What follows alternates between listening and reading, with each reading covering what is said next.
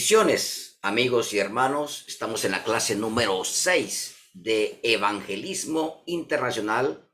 Les habla el pastor Orlando Afanador Rueda, doctorado en Teología en la Universidad Faith Global University, que dirigen los apóstoles José y Keila de la Rosa, en Oklahoma, Estados Unidos. Hoy quiero hablarte de un tema muy importante en el evangelismo, que es el proceso de conversión y de salvación. El versículo más claro que habla de Dios atrayéndonos hacia el proceso de conversión y al proceso de salvación es Juan 6:44, donde Jesús declara que ninguno puede venir a mí si el Padre que me envió no le trajere, y yo le resucitaré en el día postrero. La palabra griega traduce traer es elkeu, que significa arrastrar, en sentido literal o figurado. Evidentemente es atraer o traer, es un asunto unilateral. Dios nos trae para la salvación. Nosotros, los que somos traídos, tenemos un papel pasivo en el proceso. No hay duda de que respondamos a su llamado, pero el proceso mismo depende enteramente de Dios. El que se utiliza en Juan 2:16 para referirse a una gran red de peces que estaba siendo arrasada hasta la orilla. En Juan 18:10 vemos a Pedro desenvainando su espada, y en Hechos 16:19 el que se utiliza para describir a Pedro y a Silas siendo arrastrados a la plaza ante las autoridades. Claramente la red no tuvo ninguna participación en el proceso de ser llevada hacia la orilla. La espada de Pedro no tuvo parte de ser desenvainada, y Pablo y Silas no se arrastraron a sí mismos hacia la plaza. Lo mismo puede decirse de Dios atrayendo a algunos hacia la salvación. Algunos vienen voluntariamente y otros son arrastrados sin quererlo, pero eventualmente todos vienen aunque no tengan parte en el proceso de ser atraídos. ¿Por qué Dios necesita atraernos a la salvación? Pues sencillamente porque si no lo hiciera nunca llegaríamos a la salvación. Jesús explica que ninguno puede venir a Él si no le fuere dado por el Padre, en Juan 6:65. El hombre natural no tiene la capacidad de acercarse a Dios y ni siquiera tiene el deseo de hacerlo, ya que en su corazón está endurecido y su mente entenebrecida. El hombre no regenerado no desea a Dios y en realidad un enemigo de él. Romanos 5:10. Cuando Jesús dice que ningún hombre puede venir a él sin que el Padre no lo trajere, él está haciendo una declaración acerca de la depravación total del pecador y de la universalidad de esa condición. Está tan entenebrecido el corazón del inconverso que ni siquiera se da cuenta. Engañoso es el corazón más que todas las cosas y perverso. ¿Quién lo conocerá? Jeremías 16:9. Por lo tanto, somos salvos por ser atraídos por Dios de una manera misericordiosa y bondadosa. En la conversión del pecador, Dios ilumina el entendimiento, Efesios 1:18. Inclina nuestra voluntad hacia Él mismo e influye en el alma para que no quede entenebrecida y rebelde en contra de Dios. Todo esto es implicado en ser atraídos por Dios. Existe la idea de que Dios atrae a todos los hombres. Esto se conoce como el llamado general y se distingue del llamado efectivo de los elegidos de Dios. Pasajes tales como el Salmo 19:1-4 y Romanos 1:20 dan fe de que el poder eterno de Dios y la naturaleza divina son claramente vistos y entendidos de lo que han sido hechos, de modo que la gente no tenga excusa. Pero los hombres todavía niegan a Dios, y aquellos que reconocen su existencia aún no vienen a un conocimiento salvífico de Él, que les permita reconocer que Dios es quien los atrae. Solo aquellos que han sido atraídos por medio de una revelación especial por el poder del Espíritu Santo y la gracia de Dios vienen a Cristo. Hay maneras concretas que experimentan aquellos que están siendo atraídos a la salvación. En primer lugar, el Espíritu Santo nos convence de nuestra condición pecaminosa y nuestra necesidad de un Salvador. Juan 6, 16, 8. En segundo lugar, Él despierta en nosotros un interés que antes era desconocido acerca de las cosas espirituales y crea un deseo que no existía antes. De repente, nuestros oídos se abren, nuestros corazones se inclinan hacia Él y su palabra empieza a tomar un nuevo y emocionante interés en cada uno de nosotros. Nuestros espíritus comienzan a discernir la verdad espiritual que antes no tenía sentido para nosotros. Pero el hombre natural no percibe las cosas que son del Espíritu de Dios porque para él son locura y no las puede entender porque se ha de discernir espiritualmente. Primera de Corintios 2:14. Por último, empezamos a tener nuevos deseos. Él coloca en nosotros un corazón nuevo que se inclina hacia Él, un corazón que desea conocerlo, obedecerlo y caminar en una vida nueva. Eso es lo que Él ha prometido. Pero, ¿qué significa y cuál es el proceso de la conversión? ¿Qué significa nacer de nuevo? ¿Y cuál es el proceso de la conversión? Este proceso de conversión también se compara con un nuevo nacimiento en la Biblia. Como cristianos somos llamados ahora hijos de Dios y se nos anima a que busquemos la leche pura de la palabra de Dios para poder crecer espiritualmente. Tito 3, del 4 al 5. Este proceso de conversión no es solo una débil decisión emocional. Requiere que la persona se arrepienta de sus pecados, sea bautizado en agua y reciba la presencia interior del Espíritu Santo de Dios. Crezca en gracia y conocimiento de Dios y sea guiado por su ley justa. Al final de este proceso, la persona finalmente es cambiada a un ser espiritual inmortal y así entra al reino de Dios. En la última, esta persona entonces ha nacido de nuevo. El apóstol Pablo dijo que toda su vida de crecimiento y perseverancia ante las dificultades de la vida cristiana estaba dirigida hacia esa suprema meta.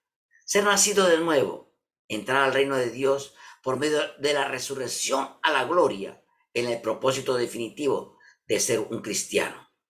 Jesucristo es el primogénito entre muchos hermanos. Romanos 8:20.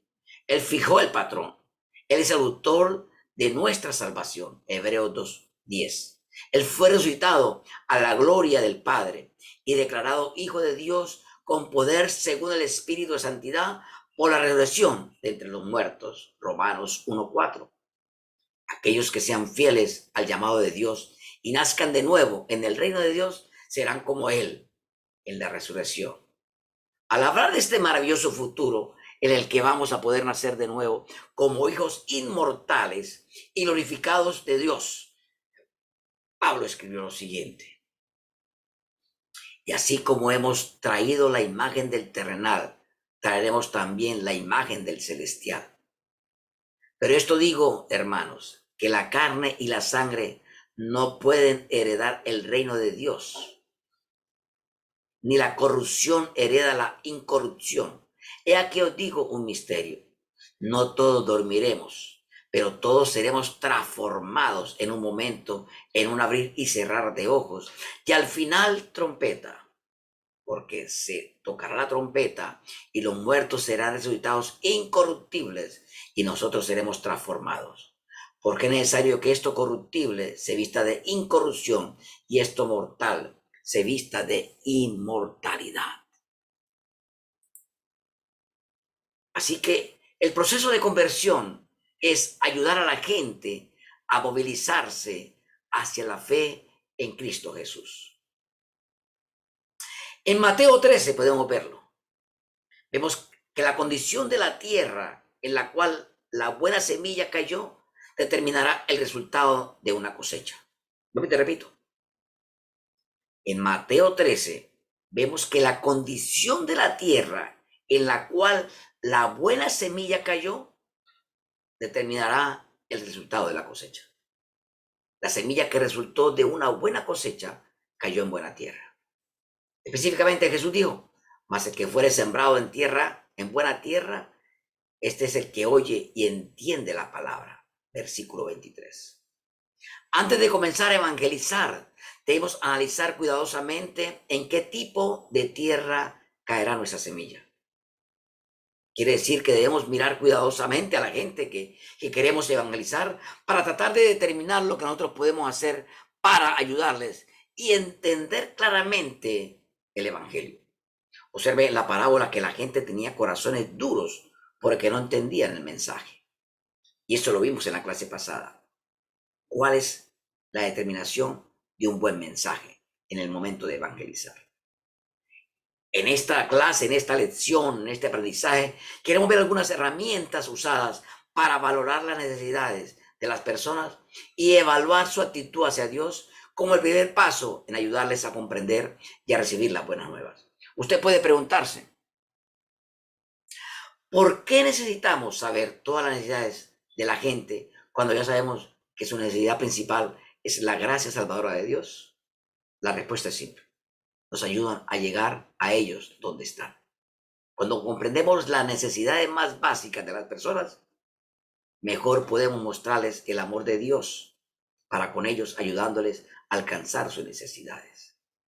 Voy a hacerte algo muy importante. Vamos a analizar las necesidades de la gente. Es un cuadro gráfico. Dice, aquí tenemos a este lado el fracaso de no alcanzar estas necesidades y la provisión de Dios resultará. Y en el medio van a estar las necesidades fisiológicas, seguridad, amor y afecto, autoestima y autoactualización. El fracaso de no alcanzar estas necesidades resulta en hambre, sed, debilidad, dolor y cansancio. Pero en la provisión de Dios veremos alimentación, fuerza, descanso, salud y comodidad. En el fracaso la gente tiene sentido de amenaza, temor, inseguridad, ansiedad, pero en la provisión de Dios tenemos seguridad, paz y confianza. En cuanto al amor y al afecto, la gente suele experimentar soledad, falta de aprecio, rechazo, aislamiento y desaliento. Pero en la provisión de Dios entenderemos que hay compañerismo, aprecio, aceptación, inclusión y intimidad. En cuanto a la autoestima, en el fracaso mucha gente presenta culpa, fracaso, incapacidad, vergüenza, falta de reconocimiento. Pero en la provisión de Dios podemos ver que hay perdón, éxito, realización, confianza y reconocimiento. Pero muchas veces cuando vemos las necesidades, en muchas personas hay frustración, vaciedad, sentido de inutilidad, aburrimiento, falta de cumplimiento. Pero en la provisión de Dios vemos satisfacción, sentido de utilidad, propósito y cumplimiento. El psicólogo Abraham Maslow desarrolló un indicador de necesidades comunes de todas las personas. Su conclusión era que una persona no se motivará a pesar de a un nivel más alto de necesidad hasta que sus necesidades de niveles más bajos se hayan alcanzado. Por ejemplo, si alguien tiene hambre, su primera preocupación será conseguir comida, no ganar el reconocimiento, lo cual es una necesidad más alta. El gráfico o lo que te explicaba antes resume de la jerarquía de las necesidades humanas de Maslow, la cual muestra varias variedades o muestra síntomas en los cuales los resultados no satisfacen esas necesidades. Vuelvo y te repito, en lo que vimos anteriormente de la jerarquía de la necesidad humana de Maslow, la cual muestra las varias necesidades junto con los problemas resultantes al no satisfacer esas necesidades. Jesucristo es la respuesta para todas nuestras necesidades. Pero la manera que Él provee para estas necesidades es por medio del cuerpo, la iglesia. Si no comprendemos las necesidades de una persona, no sabremos cómo ayudarla a satisfacer esa necesidad. ¿Dónde colocaría entonces esta gente que estamos evangelizando? ¿Cómo? ¿Dónde? ¿En qué lugar? O sea, entender las necesidades de una persona es solamente el primer paso. Para que nuestro evangelismo sea efectivo, tenemos que saber dónde está la persona en cuanto a su entendimiento de Dios. ¿Es ateo? Es decir, que no cree que existe Dios. ¿Está buscando a Dios? ¿Está enojado con Dios? ¿Está resentido con Dios? ¿Está peleado con Dios? ¿O no quiere saber nada de Dios? Tenemos que saber eso antes de evangelizar a estas personas. Hay muchos pasos que podemos darte a entender. Digamos, a ver, quiero que entienda primero. Cultivando a la persona, es decir, yendo en su propia dirección, consciente de la presencia del mensajero, actitud positiva hacia el mensajero, consciente de la diferencia en la vida del mensajero, conciencia, iniciativa de la revelancia de la Biblia. Esa es primero cultivar. Si vamos a ir sembrando actitud positiva hacia la Biblia, consciente de los fundamentos del Evangelio, comprende el significado del Evangelio y sus implicaciones, actitud positiva hacia el Evangelio. Cuando es cosechando, reconocimiento de una necesidad personal, decisión al actuar, arrepentimiento y fe, y nueva criatura en Cristo. Y no más que cultivar, sembrar y cosechar, también tenemos que conservar esa palabra o a esa persona. Primero, ¿cómo hacemos confirmación de fe y fundamento? Asimilación en una comunidad cariñosa de cristianos, creciendo, madurando en Cristo, movilizándose para hacer una prueba viviente a otros, involucrándose en su propio ministerio. Debemos cambiar nuestra definición de evangelismo. Cualquier cosa que hagamos para ayudar a alguien a acercarse al pasado es evangelismo. Cualquier cosa que hagamos para ayudar a alguien a acercarse al paso cero, es decir, cosechar, es evangelismo. A veces tenemos la idea de que nuestro evangelismo es un fracaso si alguien no se convierte en ese momento. Cada vez que nos encontramos con un incrédulo, debemos rápidamente identificar en qué paso está y formular un plan para ayudarse a acercar a un paso más. No conviene presentar el evangelio a alguien que está en el paso cero, es decir, apenas comenzando, o en el paso ya avanzado. Pero tampoco es efectivo seguir explicando el evangelio a alguien que está listo para responder personalmente. Es decir, muchas veces tenemos que evangelizar a los que están ya evangelizados. ¡Wow! Alguien puede pasar muchos años, minutos, para llegar del paso 0 al paso 12. Además, somos un equipo en este proceso. Por muchos años he trabajado en esta parte del evangelismo. Pasamos muchas veces ayudando a muchas personas a pasar del paso 0, es decir, a la madurez completa.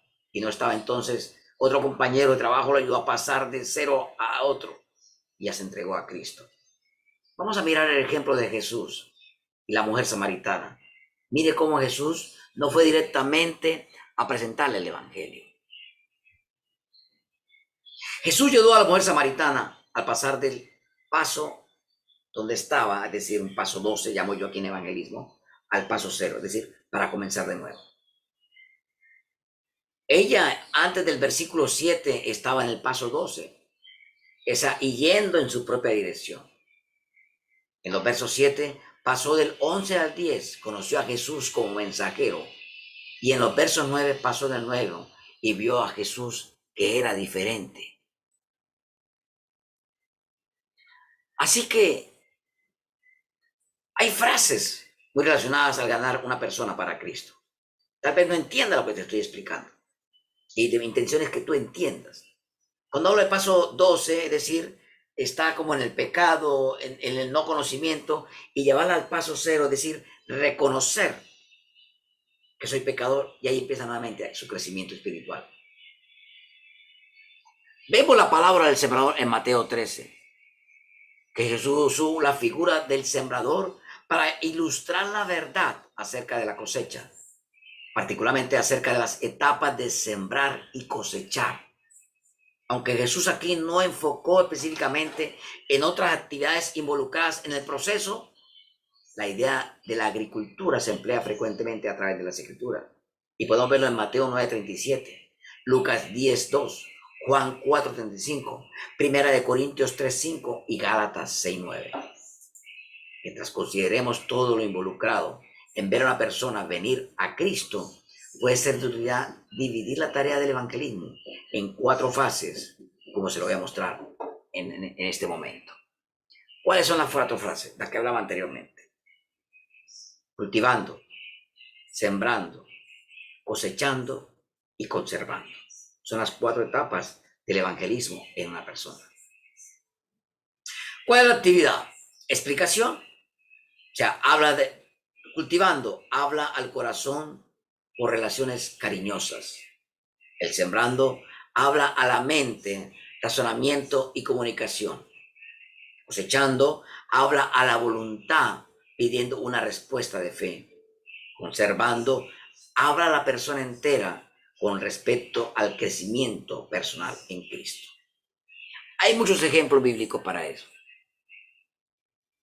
Está Juan 3, Juan 4, Juan 4, 8, Hechos 16 y Hechos 2, del 40 al 47. Pero hay que determinar una estrategia evangelística para poder conquistar esa alma.